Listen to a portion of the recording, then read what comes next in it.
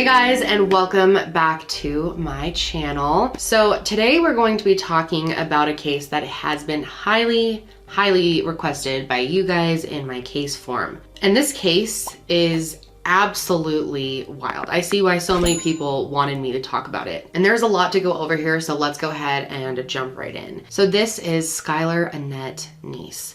She was born on February 10th, 1996. These are her parents, Mary and Dave Neese. Mary worked as an administrative assistant in a cardiac lab, and Dave was a product assembler at Walmart. And Skylar was an extremely loved child. You can just tell by the way that her parents talk about her that she was the light of their lives. And she also was their only child, so she meant everything to them. First time I saw her, yes, I can say that was the greatest moment of my life. Yeah, it was instant love. And as she was growing up, Mary and Dave said that Skylar was a very easy child, that she was very sweet and genuine. She had just a huge heart. She loved to play outside. She loved animals. She would bring home strays all the time. This one was a stray. That's right, I'm talking about you. So when Skylar was in second grade, she started meeting some new friends, and one of her new friends was named Sheila Eddy, and they became very close. And she went to another school. They met at a community center, but they were super close, and when they did hang out, they always had a lot of fun. When Mary and Dave first met Sheila, they thought she was a super nice girl.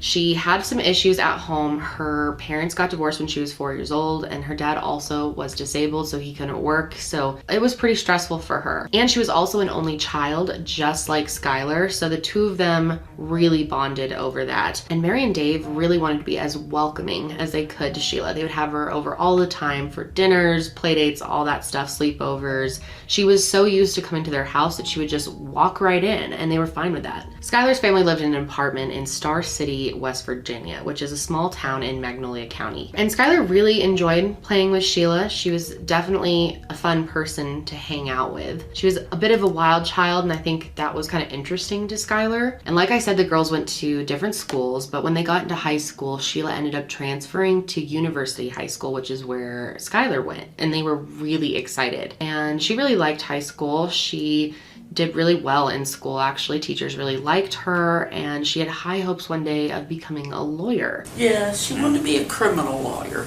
and she would constantly, "Do you think I'd make a good lawyer, Mom?" And of course, Dave and I, or she'd say Dad, whichever, and we'd say, "The way you argue, oh, you'd be an excellent lawyer." She was a very responsible kid. She also had a job in high school, and she worked at a Wendy's where two of her other friends worked as well, and she really liked that job. So at school, Sheila was definitely known as a confident and, I guess you could say, popular girl. At this point, Sheila's parents got remarried, and she really liked her stepdad, so she was feeling more comfortable in her home life than ever before. And now Skylar and Sheila were spending a lot more time together. So they were getting a lot closer, and they were thrilled to be in the same school. And eventually Skylar and Sheila added a third person to their group. During their freshman year, they met Rachel Schoaf. Rachel's parents were divorced. She had an older half brother that she didn't grow up with. So like Skylar and Sheila, she was, raised as an only child. Before high school, Rachel went to a private Catholic school, and she was pretty sheltered by a wealthy religious family. And people who know her said that she really seemed to like attention.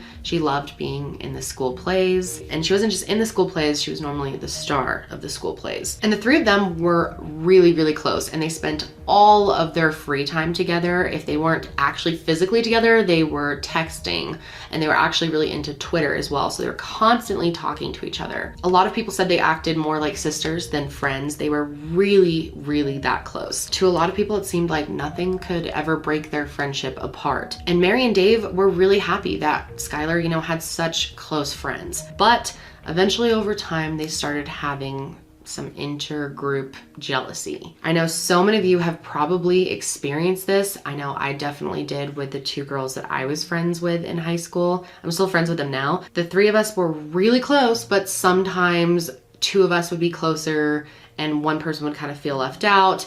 Sometimes two of us would hang out and the other person was alone, or I would be left alone. I think a lot of people have experienced this, and this was really starting to happen with Rachel and Sheila.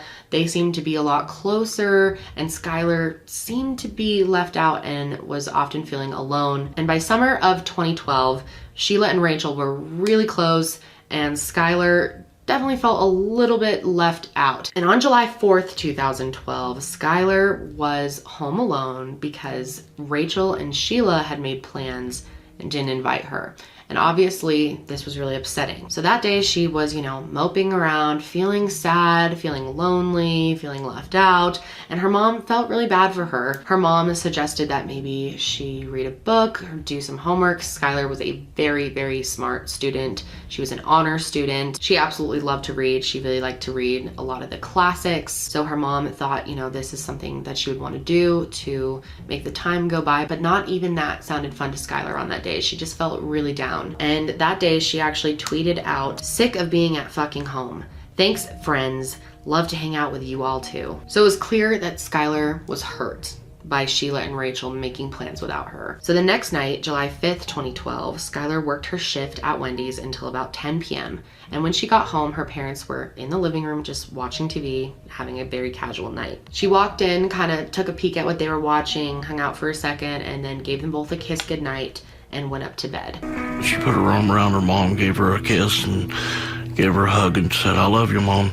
She turned to me and said, "I love you, Dad." And she went to the room. However, Skylar actually had some other plans. She decided that she was going to be sneaking out that night. So at about 12:30 a.m. on Friday, July 6th, Skylar snuck out of her house through her bedroom window. Skylar used a small bench on the ground underneath the window to help her climb out. And she took a bunch of her, regularly carried items with her, her purse, her cell phone, her wallet. And there's actually surveillance video that you can see of her leaving the apartment complex at 12:31 a.m. You can see in the clip she's walking through the parking lot across the street to where a car is waiting, and then she gets into the back seat and they drive away. Now, sneaking out was something that Skylar had been doing more of lately. She had definitely started to rebel a little bit more. Three of them loved to go across the Pennsylvania border to Star City to smoke weed. They had just discovered that, and they had also gotten really into drinking. They would often stay out past curfew. She was getting in trouble sometimes. And a lot of what they were concerned about was what was being posted on the internet. Like I said, all three of the girls were very, very active on Twitter. Rachel and Skylar were big into Twitter, but honestly, not as much as Sheila. She tweeted probably twice as much as both of them combined. She literally chronicled her every thought and feeling. Here's just a few examples of her tweets. "I wish it were acceptable to be naked all the time. It's okay if you hate me as long as I hated you first. Stepdad, stop walking around the house without a shirt. It's gross. Not to mention your boobs are bigger than mine." There's a reason why sober and so bored sound almost exactly the same. "If you talk about how you're madly in love with Justin Bieber, I probably want to stab you." So all three girls were definitely rebelling, and Skylar's other friends outside of these two started to notice and did not like Sheila for this reason. They thought that she was a little too wild. She seemed to always be pushing the limits too far. Skylar's other friends thought that Sheila was a terrible influence on her. So her parents are noticing that Rachel's a bad influence. Her friends are noticing that Sheila's a bad influence. And Skylar's friends said that they even felt like Skylar was being changed by the two of them, that her personality was kind of being altered. And when her other friends tried to talk to her about it, she just dismissed it. She thought that they were totally out of line and that it wasn't true. Plus, her and Sheila had been friends since Skylar was a kid. She kind of looked up to her like a sister almost. And Rachel was really close with Sheila too and really liked her, gravitated towards her energy because Rachel was definitely more of a rebel too. She was also a popular girl. She had a lot of other friends, but she really liked Sheila. And Rachel's other friends started to feel the exact same way that Skylar's other friends did, that Sheila was a bad influence on Rachel. They tried to talk to her, but Rachel did not care. She thought that Sheila was such a cool person and nothing was going to stop her from being friends with her. And that year in school, there were some rumors spreading around that Rachel and Sheila actually were starting to have a relationship, that the two of them were hooking up. A lot of people thought that's why Rachel was so defensive of Sheila. She didn't want anyone to talk badly about her ever. But no one knew if this was actually true because Sheila and Rachel also had boyfriends. But the two of them did seem really, really close, and eventually, like I said, they just started to push Skylar away. They would make plans without her all the time. They would dress like each other to make her jealous, like purposely plan their outfits to make her feel left out. And all during sophomore year, Skylar and Sheila were fighting way more than usual. And it seemed like Rachel seemed to be what was really driving them apart. And Skylar, of course, vented her frustrations on Twitter. She said, "I'd tell the whole school all of the shit I have on everyone," which is a lot. "Too bad my friends are having lives without me. You're a two-faced bitch and obviously fucking stupid if you thought I wouldn't find out. Just know I know. Hope you don't expect me to give a fuck anymore. Hashtag bye." Sorry if you were enjoying looking at my cat. I took a little break and she peaced out. And you know, you just don't tell cats what to do, like I've said. So Bernie decided that he was gonna take her place. So say hi. So, jumping back to the morning of July 6th, Skylar snuck out at 12:30 a.m. That morning, Mary and Dave got ready for work like normal, and they assumed that Skylar was in her room. She said that she was going to bed early the night before. Dave had planned to go do his shift at Walmart, come back, and give Skylar his car so that she could take it to her shift at Wendy's. So he got home midday as planned and he went to Skylar's room. But when he got to her door, he realized that the door was locked, which was unusual. Sometimes Skylar locked her door for privacy, but it wasn't something she did very often and not normally in the middle of the day. But Dave didn't think too much of it. So he started knocking, you know, calling for her. "Skylar, are you in there?" And she didn't answer. And when he didn't hear anything, he instantly just got a wave of fear. You know, it's one thing if you can tell your kid's ignoring you or locking you out, you can kind of hear little sounds, a breath, something, but he heard absolutely nothing. So he went outside of the house to the window so that he could look in. And when he got there, he saw the small bench on the ground from when Skylar had snuck out, and he saw that the window was open. So of course, any dad's gonna put this together right away. Skylar clearly snuck out. But of course, since it's now the daytime, Dave starts freaking out immediately because he figures something could have happened to her if she did sneak out and she's still not back by now, especially because her shift at Wendy's was coming up and she's a very responsible girl. She's gonna show up for her shift. So of course, the first thing he thinks of to do is call her friends and see if they know where she is. So he calls Sheila. And she said that she had talked to Skylar around midnight the night before, but she hadn't heard from her since. She also said she had no idea where she was and didn't even have an idea of where she could be. So Dave contacted Mary, and Mary, of course, was concerned, but she also just told him to stay calm. Let's just see if we can get a hold of her, figure this out. She's probably gonna show up for her shift at Wendy's. She's not just gonna miss work. Said, "We're not gonna worry. I'll call them about 10 after 4, give her time to clock in, everything, see if she's there." But of course, Mary was still concerned and she came home. And when she did get home, they actually got a call from Wendy's saying that Skylar had not showed up for work. And at this point, they said the panic set in for both of them, truly, because they knew that she would not just miss work like this. She was too responsible. This is out of character for her. And the fact that she had snuck out the night before was just so concerning. So of course they contact the police right away. They contacted the Star City Police to report Skylar missing. I have a daughter that's 16 years old. Apparently she snuck out of her room last night and she hasn't been seen since. None of her friends can get a hold of her. I can't find her. What's her name? Skylar Niece. And the two of them start panicking. They start contacting friends and relatives, alerting them about what is going on right away, trying to think of where Skylar possibly could have gone. And not too long into all of this panic, Sheila actually calls back. And this time she admitted that she and Rachel picked up Skylar at 11 p.m., which we know isn't true because we saw that surveillance footage that showed 12:31 a.m. They said they hung out with her for like an hour and then they dropped her off a little ways down the street an hour later. I said, "Where did you go? Where's Skylar?" And she said that Skylar insisted they drop her off at the end of the street so we wouldn't hear her sneaking back in. And then right after that, Sheila and her mom ended up coming to the niece's house to help look for Skylar right away. Sheila, Tara, and Mary went on one side of the street knocking on doors while Dave and the officer took the other side, and they asked everyone in the neighborhood if they had seen anything, if they had heard anything maybe in the middle of the night, if they had any security cameras installed or inside that could have possibly picked something up. And of course, at this point, Dave and Mary and the police have not seen the surveillance footage of Skylar leaving at 12:31, which doesn't make sense with Sheila's story. But suddenly Mary remembered that the apartment complex had just installed new cameras on the building and they had to have been working.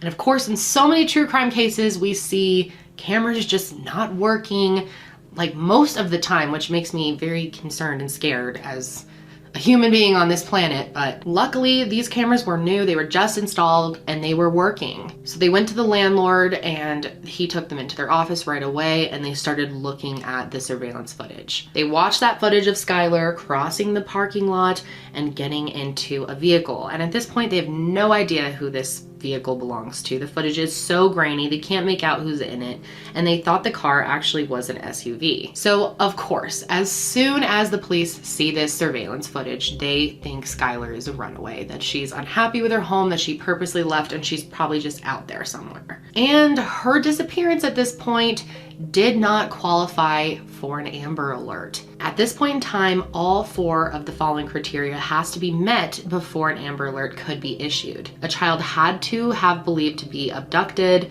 the child is under 18, the child may be in danger of death or serious injury, and there is sufficient information to indicate that the Amber Alert would be helpful. Plus, when this was all going on, there was still some bullshit around the whole wait for 48 hours to file a missing persons report, which in most places that is not a thing anymore. That's not true. So Dave and Mary were trying their best to convince the police that, Skylar would not just run away and not come back. Like, yes, she was sneaking out, but she loved her life. She was so close with her parents. She was a happy kid. This was not in her character to just leave and to stay gone. But of course, the police refused to listen to them, really. First impression was it could be a runaway. There are kids that run away all the time. So Mary and Dave really felt like they had to take matters into their own hands. So they printed out flyers with her picture, her description, and what she was last seen wearing and put them all up across the county, wherever they could. It's the most helpless feeling in the world. It really is. I mean, everything that you cherish in the world is gone and you have no clue where to look for it. And it's a helpless feeling. It's a horrible, helpless feeling. And Rachel and Sheila were devastated about Skylar being gone. They were very, very concerned. Sheila, according to Mary and Dave, seemed to be the most concerned. They said that she would call them often, just asking for updates on the investigation, and over would say, I wish I had some information. I wish I knew something. I wish I could help. So she was very cooperative. She asked to volunteer, to search, to pass out flyers. She basically said whatever she could do, she was willing to do, just let her know. So Mary and Dave felt like, wow, Skylar has a very good friend in Sheila. She cares about her a lot. Skylar had good friends in general. I mean, they're feeling the love because so many people just were so devastated about Skylar being missing. Couldn't believe that she would ever run away, knew that she didn't run away, knew that something had to be wrong. One day, just a few days after Skylar had first gone missing, Sheila actually went up to Skylar's room, sat on her bed, and was just sobbing. Mary walked in and they had, a nice moment together. They hugged. And they were kind of trying to support each other through all of this. So luckily on June 9th, 2012, things start to get taken a little more seriously by law enforcement. The fact that Skylar is still not there. And after looking more into her background, they realized that this is really out of character for her. So luckily the West Virginia State Police and the FBI joined the search. And FBI agent Morgan Spurlock and Star City Police Officer Jessica Colbank interviewed Sheila just days after Skylar was first reported missing. Now what's really, really interesting is as soon as the investigator did her first interview on Sheila, she instantly felt like something was wrong. Her first read of Sheila was that she was a narcissist. Not only that, she also described her as wrong. On the other hand, Rachel had gone on a boating trip with her mother on July 6th, the day that Skylar had gone missing. Her mother was on the trip and her mom's friend was on the trip, and they both noticed a really gnarly cut on her ankle and thought it was kind of strange. And on the following day, on the 7th, Rachel actually had to go to church camp. So they had to interview her via phone. And when they talked to her, they said that she was just very nonchalant. She was kind of relaxed, saying, you know, I don't really know where Skylar is, but she didn't seem as panicked as Sheila did. And she would also just say, you know, Sheila knows more than me, you know, talk to Sheila. I don't really know much. She just was kind of short about it. But she did agree to come in for an in-person interview, which is obviously crucial, you know, as soon as she was back from church camp. But when Rachel got home from church camp, she didn't just come in right away, which you'd think that this would be a high priority for you. You know, your friend is missing. You'd probably be really concerned and wanting to help in any way you can. But the investigators actually had to track her down for that interview. Like, it was not easy. And as soon as they brought her in, she said pretty much the exact same thing as she said on the phone, almost word for word at some points, and it started to seem really scripted because Sheila's story and Rachel's story were like exactly the same. So of course, investigators looked into as much as they could, social media, computers, even Skylar's journal to see if there were any clues. And the last entry that Skylar had made in her journal was actually from a year before she went missing. And in it, she talked a lot about Sheila. She would talk about how Sheila could get away with anything and that Sheila got all the attention from the boys. And Skylar also seemed to be very fascinated with Sheila. She wrote in detail about Sheila's sex life. She seemed kind of intrigued by it and almost living vicariously through her. And again, this is Sheila's sex life that she's writing about in her journal, and she's writing a lot about it, very detailed. And it even included information about Sheila hooking up with women as well. And one entry in the diary even talked about a time where the girls were having a sleepover at Rachel's house and they had broken into her mom's liquor cabinet. Pretty common thing to do, right? And Skylar wrote in her journal all about this and also about how once they started drinking that Sheila and Rachel started hooking up. And in this entry, Skylar talks about how she was locked in the bathroom with the girls while they were making out and stuff. And she said that she had nothing against them being bisexual. She was very supportive of the LGBTQ community, but she just felt uncomfortable being in the room with them while they were hooking up, which is very understandable. I feel like it's just weird to be in a room with anyone hooking up when you're just chilling there. And then 2 weeks later, Skylar made that tweet that I read earlier that said, I'd tell the whole school all the shit I have on everyone, which is a lot. Hashtag if I could get away with it. So investigators continued to search Skylar's social media, especially her Twitter, for more clues. And they saw that after her Wendy's shift on July 5th, she actually tweeted twice. One said, "You doing shit like this is why I will never completely trust you." And another that said, "All I do is hope." So Skylar went missing this summer between her sophomore and junior year. And of course, in a situation like this where no one knows what truly happened and you're in a high school setting, rumors are going to spread like crazy. And they did. People started speculating, you know, that she ran away. Maybe she ran away even with a boyfriend. Maybe she was abducted by an online predator or brought into human trafficking. One of the rumors was that she robbed a bank and so she was on the run. And honestly, the bank one has some merit to it because there was a bank in Blacksville that was robbed about a week before Skylar disappeared, and again about 10 days later. The younger brother of one of the suspects had dated Sheila, so they thought there was some type of connection, and he was also a person of interest in Skylar's case. But Dave and Mary knew that Skylar definitely didn't run away. To them, they felt like there were only two possibilities. Either she was gone, and Mary had a feeling pretty early on that Skylar was no longer with them. Dave definitely held out hope for a lot longer. But if that wasn't the case, they said the only other possibility that they considered was her being abducted and being held by someone. So they knew that she wouldn't just run away, that she wouldn't be off living some new life.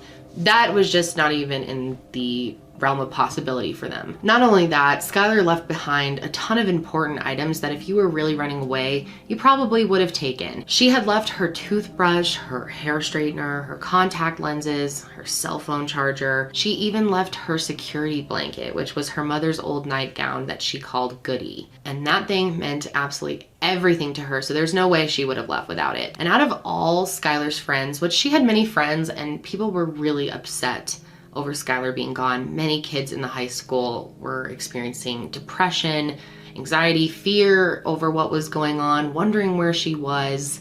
Starting school without her, like, that was probably one of the hardest days through the whole thing. Like, Skylar was a go-to person, and she was just gone. But it seemed that Sheila was one of the people, if not the person, having the hardest time with it. She posted on Facebook, "Skylar, come back. I seriously cannot deal with school without you. I miss you too much." And Skylar's dad, Dave, actually responded to her and said, "She will be home soon, honey. Love you." And Sheila said, "Love you too." And after a while, it started to seem kind of weird. And not only that, rumors at the school were kicking up that Rachel and Sheila had something to do with Skylar's disappearance. A rumor also spread that Skylar had overdosed and that maybe Rachel and Sheila had hidden her body because they were afraid, maybe they thought it was their fault, something like that. That was all starting to brew. And it wasn't just in the school that these rumors were spreading, they were also spreading online. This case got a lot of attention online. There's a lot of people that are interested in this case, understandably, because it's wild. But even back then, when she was just missing, people were speculating, you know, maybe she was abducted, maybe she was brought into human trafficking, something like that. But like I said, police were definitely starting to have their suspicions about Sheila and Rachel. On September 3rd, warrants were issued to seize all of the electronic devices and communications of Sheila and Rachel. The police started feeling really confident that they were on the right track, that Sheila and Rachel knew something. Maybe there really was some type of accident and they didn't want to get in trouble, or they were covering for Skylar in some way. They just got the sense that they knew something. And they kind of clued in Dave and Mary into this a little bit, but they advised them, you know, don't tell Rachel and Sheila, obviously, don't compromise the case.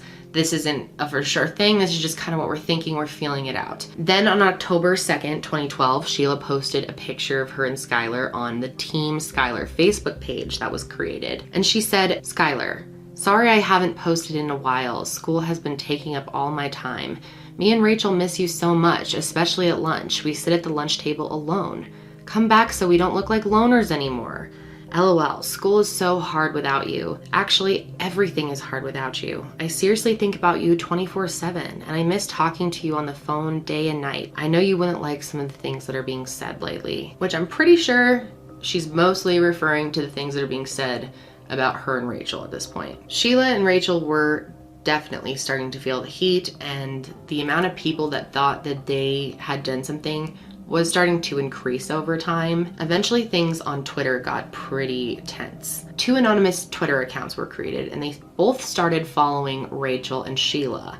And they started kind of harassing them and posting these really cryptic messages to them. The first one said, Luke 12:2, "Nothing is covered up that will not be revealed, or hidden that will not be known. Being pretty little liars down together. Hashtag promise to never leave you cold. What you gonna do? What you gonna do when they come for you?" And Sheila actually responded and said, "No one on this earth can handle me and Rachel. If you think you can, you're wrong." So I'm not sure why it took so long for them to realize this, but when they started reviewing the security footage again, police realized that Sheila had never picked up Skylar at 11 p.m. So they tried to pull security footage from other places that Sheila said that they had went over that hour when they had picked her up. And once they saw footage from a convenience store where they were at, they realized that the car that had picked Skylar up at 12:30 was actually Sheila's Toyota Camry. So of course now they know that Sheila and Rachel were lying. They couldn't figure out why. So they actually created a persona online and posed as someone just attending the high school so that they could kind of keep tabs on what the girls were posting. And he read through thousands of posts on Facebook and Twitter, constantly having to search the internet to decode, you know, the hashtags they were using, the shorthand that they were using. And he said that it didn't take long for him to become incredibly suspicious of Sheila. She was tweeting all this stuff about getting drunk, about skipping school, about partying.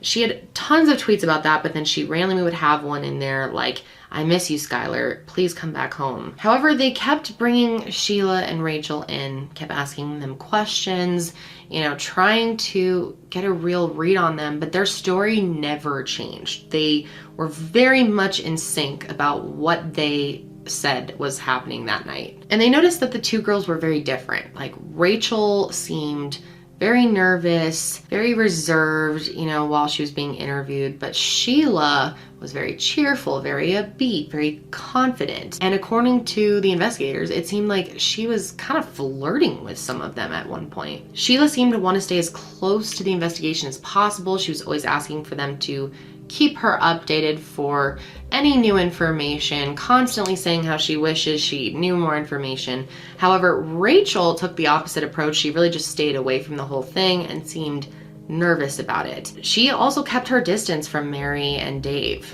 which was very different from the approach that Sheila was taking. She was constantly talking to Mary and Dave, constantly using them as support. They were supporting her, she was supporting them. We worried more about how her friends, mostly her friend, how they were going to get along. We were just so devastated, and we're trying to figure out how can we help them through that. And like they said, she always was like part of the family because she had been Skylar's friend for years. So by winter of 2012, police were starting to get a little closer to the truth. Using other security camera footage from various locations, they were able to piece together the fact that the girls had driven to Blacksville the night that Skylar disappeared, which Rachel and Sheila had both originally denied. But their phone records showed that the girls were texting Skylar when they claimed that she was with them, which makes no sense. And at this point, police are also kind of throwing around the idea that maybe the night that Skylar went missing, that the girls were doing some type of drug. Maybe Skylar really did overdose and Rachel and Sheila just left her somewhere. And this started to make a lot of sense because every time that they would interview Rachel, she seemed really, really nervous. Like she didn't want to get in trouble. And like I said, they were really sticking to their same stories. The two of them were very much on the same page about what happened that night until one interview where Rachel told them something completely different. She claimed that Skylar had run off into the woods that night. She said that she and Sheila tried to run after her, tried to find her, but she was gone. So obviously this is a huge change from her original story. So they immediately call Sheila in and see if she has the same story, and of course now she does. So it's very obvious that the two of them are communicating and planning out what they're going to tell the police. So by mid-December, they decide they need to give both of these girls a polygraph test and see if they can kind of get something out of that. Now, Sheila was a hard fail on the polygraph test. Definitely was being deceitful. So then, of course, it was time for Rachel to take her test. And on the way, her father is bringing her there, and they're going to her lawyers because she's going to meet up with him before the polygraph.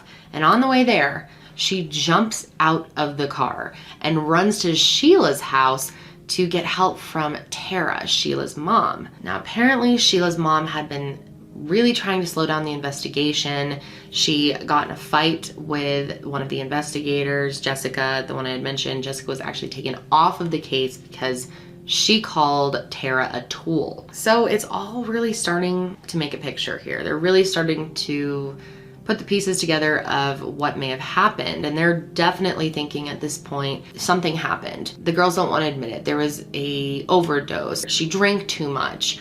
Something happened and it was an accident and the girls are covering up for it. On December 16th, 2012, Mary wrote a very long Facebook message about Skylar's disappearance, and in the post she talked about how Rachel and Sheila had lied, and she also implied in the message that Skylar was most likely dead. It was clear how they were starting to feel. They definitely had turned on Rachel and Sheila at this point and felt like they had to be involved. And once this happened, imagine how many rumors and stuff is going to get stirred up from a mother making a huge post like this. People were really starting to turn on Rachel and Sheila. So this was having a major mental toll on Rachel. Not so much Sheila, she just didn't seem to care much. But Rachel was really struggling mentally from all of this pressure and scrutiny. Rachel's parents were really worried about their daughter's mental health. They wanted her to distance as much as she could from Sheila. They felt like she was this terrible influence on her. and that she was making her more stressed out, giving her really bad anxiety. And they also didn't like Tara, Sheila's mom. They just felt like she was bad news as well. And this is really interesting, but Rachel's parents, even though they were divorced, they ended up moving back in together for Rachel's sake because Rachel's father lived too close to Sheila. That's how concerned that they were. They were willing to move back in together even though they were divorced. So that just tells you how seriously they are starting to see their daughter decline. She is stressing out. She is carrying major anxiety. And I think in their minds, they're probably starting to figure out that something went wrong with Skylar, that she must know more. She was acting out, getting into more family altercations at home. But what was really strange is when her parents made that decision to move back in together, they didn't tell Rachel they were gonna do it, which is pretty shocking when your parents have been divorced for a while. For your dad to suddenly move back in the house, I mean, that's just stressful on its own. Rachel just came home one day and found out that her dad was living there now. So that really, really upset her. She was so upset actually that as soon as she realized that he was living in the house, she started running around the neighborhood screaming and crying. Her parents chased her around the neighborhood. They finally got her inside and they got her into her room and locked her in there. Her mom called the police and you can actually hear Rachel in the background of the call like screaming. Her dad had to like restrain her because she was freaking out and she started threatening to kill herself. I have an issue with a 16-year-old daughter of mine.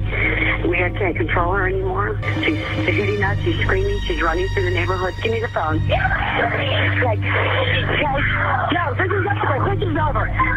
My husband's trying to contain her. Please hurry. Rachel ended up being taken to Chestnut Ridge, which is a psychiatric facility in Morgantown, West Virginia. And Sheila actually did try to go see Rachel several times. She wanted to talk to her, but the staff had been ordered to not let Sheila in, so she was never able to talk with her during this time. And who knows what they wanted to talk about. Rachel was released 5 days later, and as soon as she was released, her parents took her right to their lawyer's office. And there she finally met up with the officers and took her polygraph test. And after seeing Rachel's demeanor after all this, how burnt out she was, the police felt like they were gonna get the truth from her. They felt like guilt had just broken her down. They were gonna find out that, you know, Skylar had overdosed and they hid it. There was something like that going on. So they start interviewing her, thinking this is going to last a while and gonna be difficult to get the full story out of her. But only a few questions in, Rachel shocked them all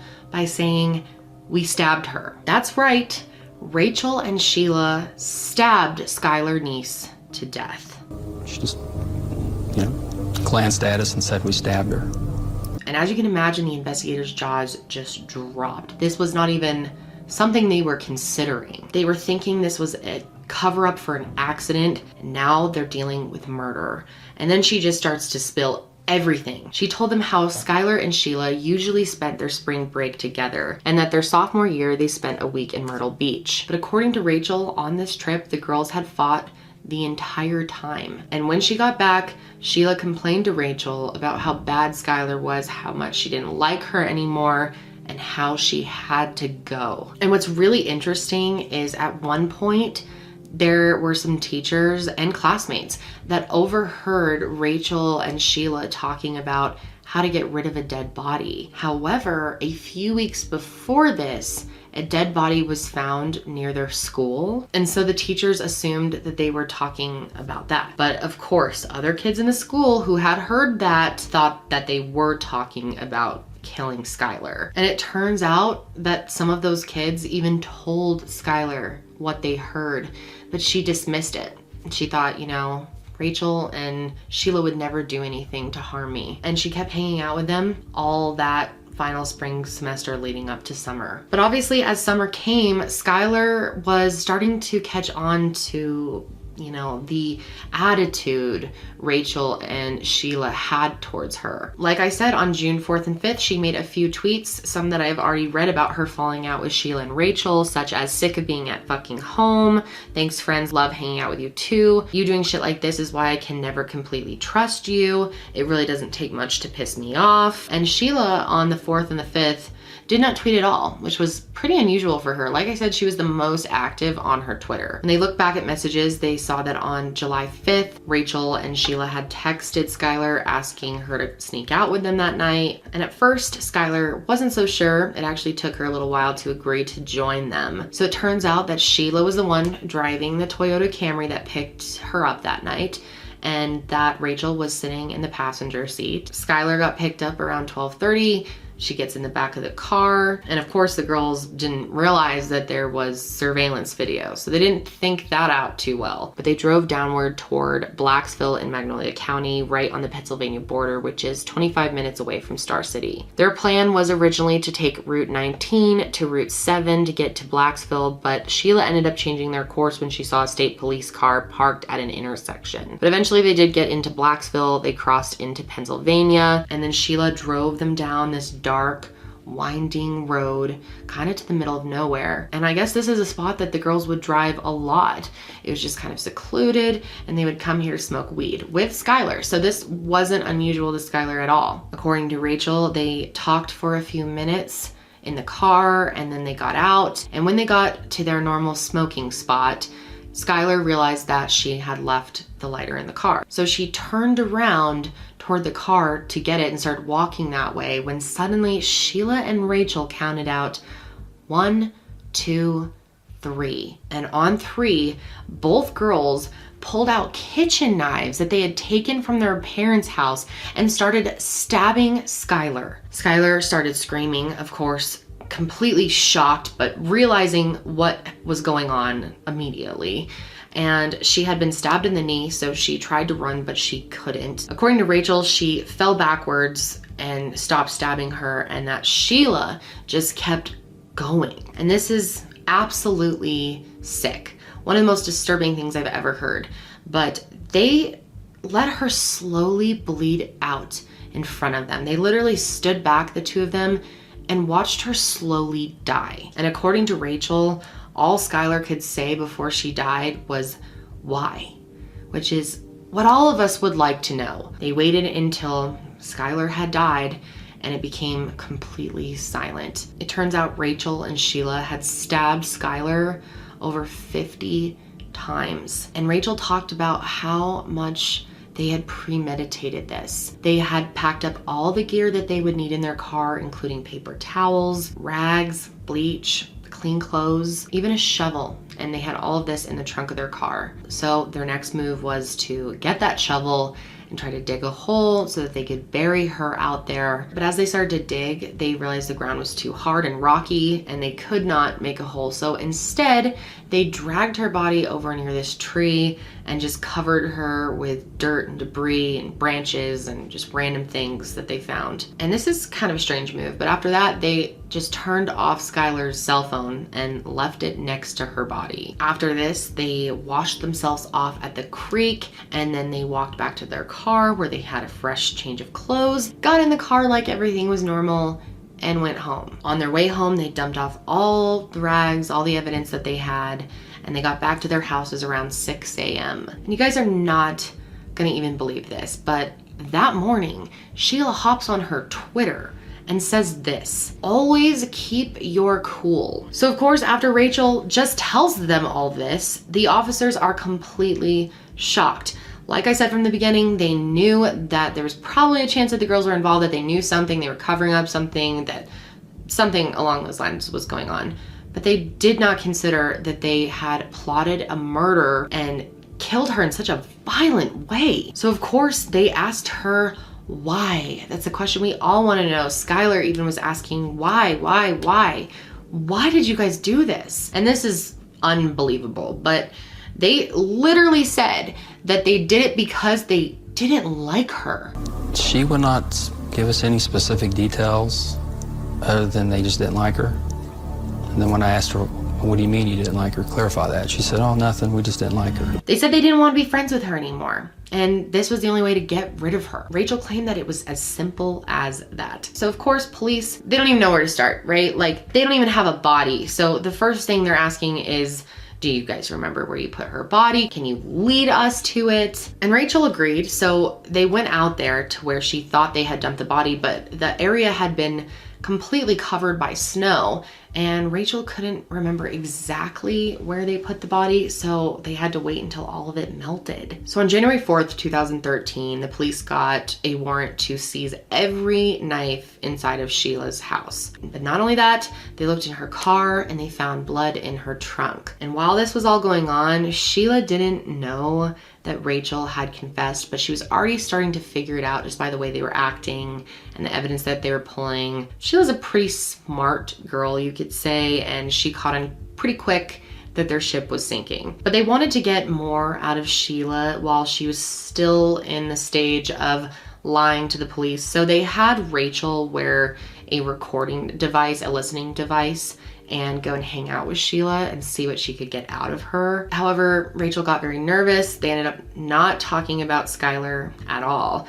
They took a selfie together though, so that's great. Now, at this point, Mary and Dave know that the police are, on to the girls, but they don't know the latest development from Rachel yet. They're still hopeful that maybe there's a chance that Skylar's out there. Her whole family is just so brokenhearted. They're putting up flyers everywhere they can, begging people for leads, just hoping that maybe Skylar would come home. But just after the snow melted in the area, police were able to search that wooded area that Rachel had told them about. Of course, they did testing to make sure that this was really Skylar, but this was indeed Skylar's body. She was just left out there on the ground by her friends.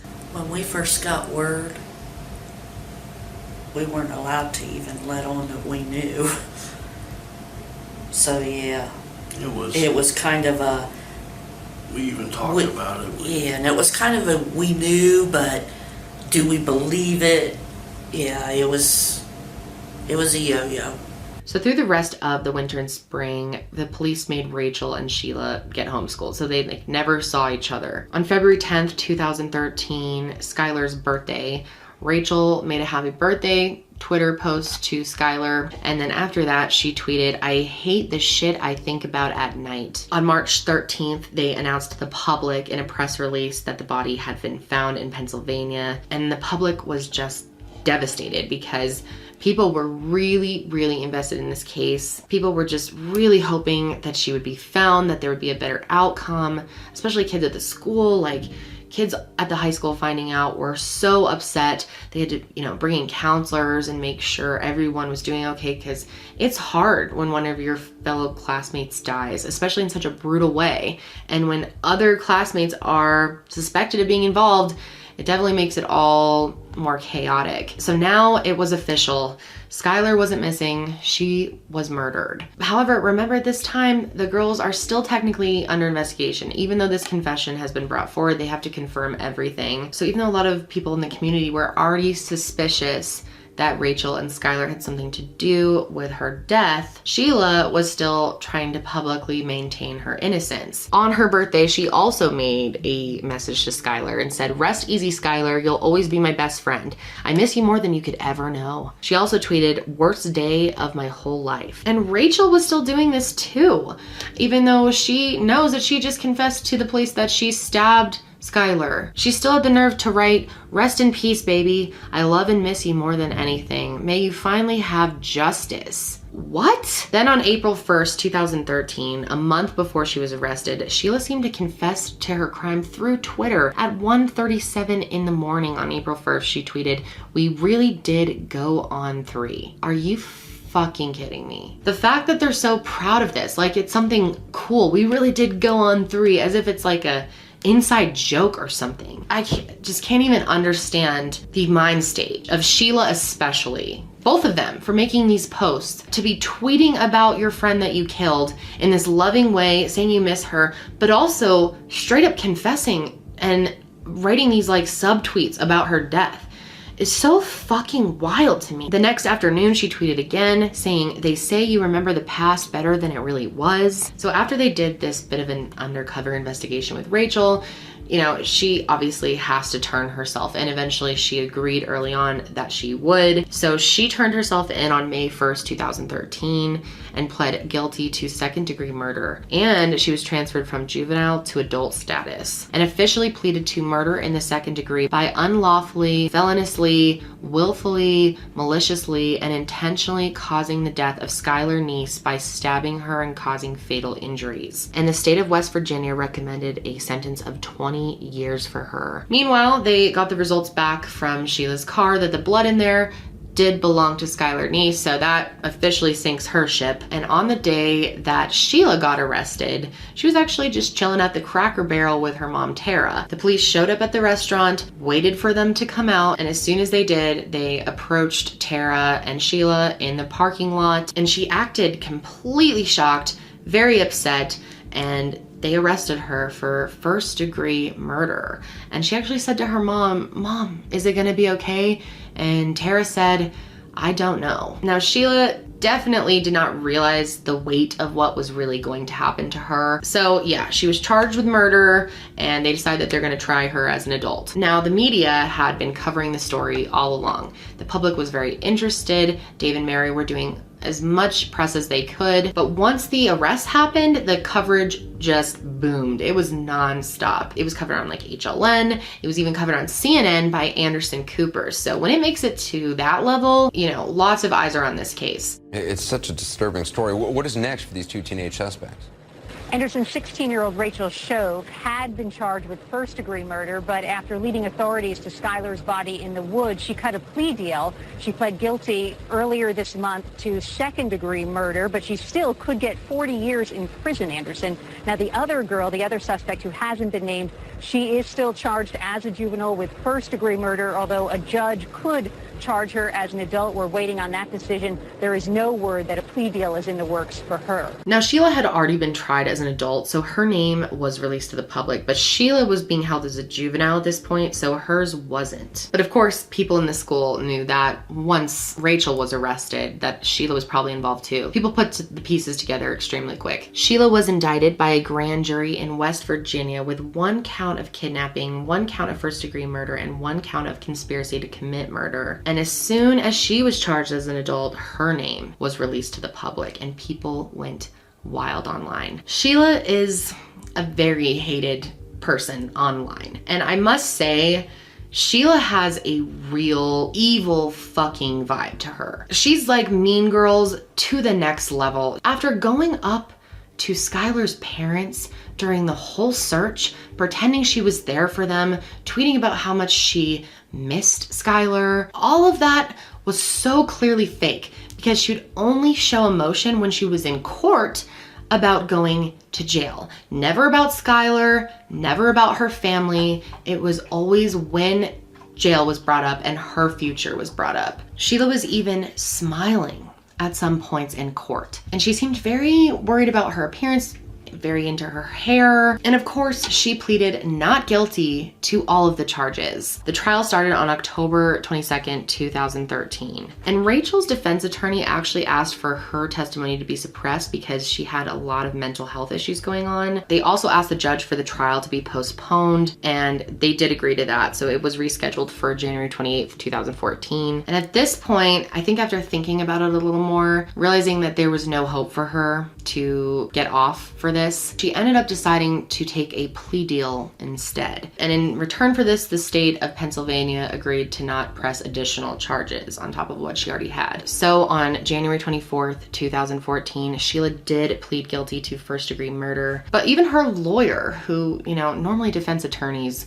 will at least publicly say they believe their clients, but he was just like straight up, I looked at everything and I couldn't find any reasonable explanation for her actions. There was really nothing to defend. This was clearly premeditated. The two girls had talked about this. They thought about it for a while, for months. They had all of the supplies ready to go. So there was nothing to be said. This is a clear, premeditated first-degree murder, period. So finally, 18 months after she murdered Skylar Neese in cold blood, Sheila was sentenced to life in prison, but with mercy, which means that she will be up for parole in 15 years. And Sheila never expressed any remorse, never said sorry to the family. In fact, She seemed more distracted in court with how she looked. She was wearing makeup, her hair was done a certain way, which Rachel, on the other hand, in her trial and sentencing, looked very disheveled, very depressed. I mean, clearly the gravity of everything had hit her. The next month, Rachel was sentenced as well and got 30 years in prison because it was mostly Sheila that did it, Sheila that initiated it once they looked more into everything. It was really Sheila leading the charge. But that was very controversial as well. A lot of people think she should have gotten more time. And she would also be eligible for parole after serving only 10 years. Now, Rachel, on the other hand, did apologize to the family in court. I will play that right now. I'm so sorry. I don't know if there's a proper way to make this apology because there are not even words to describe the guilt and remorse that I feel each day for what I've done. The person that did that was not the real me, not the person I am. Not what I'm made of and not what I believe in. I don't think I ever thought that this would actually happen. I became scared and caught up in something that I did not want to do. I never realized the gravity of my actions and how many people I've hurt. I hurt the Neese family and those who love Skylar. I hurt my parents and shamed my family. I hurt my extended family and all of my friends who loved me. I hurt my teachers and those who believed in me. I hurt my church family, my community, and those who trusted me. And I hurt my Lord and Savior, Jesus Christ. May God bring eternal peace to Skylar and the entire Neese family. Again, I'm so sorry, and I pray each day for everyone involved, and I pray each day for forgiveness. And her family also released a public apology through their lawyer, but Dave and Mary just do not accept it, especially from Rachel. Rachel Shoaf also murdered my daughter in cold blood. Skylar would not be where she was if it wasn't for Rachel Shoaf. You said yourself, Your Honor, this is first-degree murder. She should not give any leniency, and she can take her apologies and everything else and sit on them because that's about what they're worth to me and my wife. She has done nothing but make our lives a living hell since this day one. She did cooperate in the end because she knew that it was closing in on her, and yes, she would be caught. That's the only reason she feels remorse. I completely sympathize with them. I can see how it would be near impossible to forgive someone that took your only child from you like that in such a brutal way. The fact that they have to live with the thoughts about her bleeding out alone in the fucking forest is just devastating. We did a story a few days later, trying to help out and see if anybody knew where Skylar was. I'll direct this to both of you, but Dave ended that story pleading, "Just come home, baby."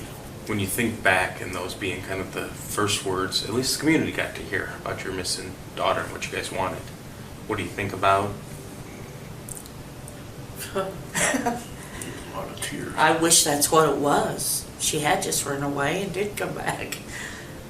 Yeah. I don't know how to answer that. Doing fine, guys. I don't know if I would ever be able to forgive these girls either. And it seems like Mary, I mean, Dave is just extremely angry. He is so hurt to another level. And Mary is too. But Mary seems to have a little bit more of an understanding and like a bit more sympathy towards the girls. She believes that they have mental illness and that's why they did this. But she still, you know, she says their apology means nothing. She can't forgive them. And I get that. I mean, I know they're mentally ill. You have to be to do something like that. But even at that, there's still got to be some reason. You know, even mentally ill people, if they don't like someone, they kind of stay away from them. They were jealous. I think that's a lot of it. I think how two-faced you can be and how sick in the head you can be to walk up to grieving parents who are crying their eyes out and hug them and tell them it'll be okay. And in my mind, my opinion, again, that shows the depth of their mental illness. You know, they were trying so hard to cover it up, and they did a good job. They really did. So to this day, the two of them are both incarcerated in the Lakin Correctional Center in Mason County, West Virginia. Now, of course, the idea of them getting out on parole is really upsetting and very upsetting to Dave and Mary. And Dave vows that he will not let that happen. He's going to make sure that they stay in jail. And there is one positive outcome you could say from this whole situation, and that is Skylar's Law. And this law actually changed West Virginia's criteria for putting out an Amber Alert. And basically now an immediate Amber Alert will be put out to the public even if the child is not suspected of being kidnapped. Dave and Mary Neese are still, you know, their life, how can their life ever be happy again? They're missing a huge part of them. And that's what makes this so much harder, is that, you know, Skylar was their only child. So now it's just the two of them. And luckily they're still together, they have each other, and they seem to have a really good supportive relationship, which is wonderful to see. But this has broken their hearts in a way that can never be repaired. They made the area where Skylar's body was found into a really nice memorial area with a bench, with some stone. They put flowers there, they decorated through the holidays, and it's just a nice place for them to come and reflect. And for some of Skylar's friends who kind of saw this very dangerous relationship happening, to come and sit and just be with her, you know, in spirit. And I think that's really cool that they have turned a place where something so horrific happened into somewhere really beautiful that they can heal. Now, normally I ask what you guys think at the end of the video, what your opinions are in the case, but I know you guys are all gonna feel the same way as me, that Skylar deserved so much better, and that I'm just happy that justice was served, that, you know, Rachel finally hit that point of guilt where she came forward and told the truth, because who knows if we would even know what happened to this day if they kept it a secret. Maybe there wouldn't have been enough evidence. I mean, I don't know. But I think both of those girls need to absolutely stay behind bars. So yeah, just a really, really crazy case. I feel tired after talking about this, honestly. For two teenage girls to be so evil, so calculated, is honestly just terrifying. That is going to be it for me today, guys. Thank you for joining me for another episode, and make sure you follow the show on Spotify and Apple Podcasts. It really does help me out. If you want to watch the video version of this show, you can find it on my YouTube channel, which will be linked, or you can just search Kendall Rae.